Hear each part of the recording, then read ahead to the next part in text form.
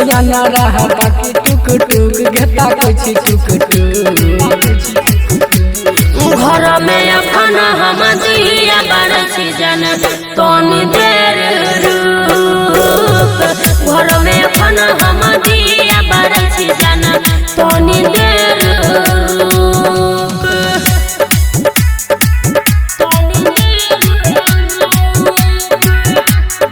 DJ ओम शंकर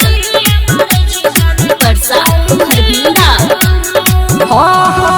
मिलगा में जान हम चल जब घर गे दिया बरसी जन कर में हरा कर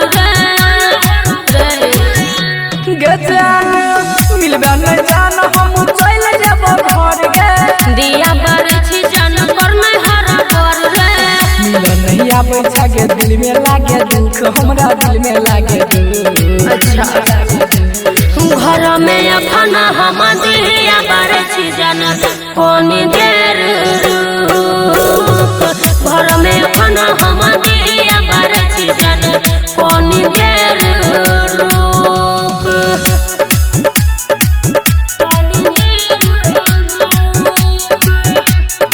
डीजे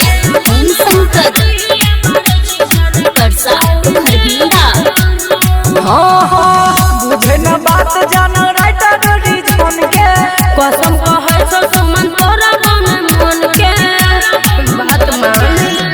गे जान बुझे न बात जान रघुनंदन के कसम कहे छो सुमन तोरा मन के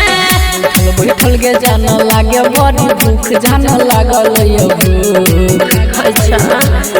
घर में खाना हम दिया बरसी जन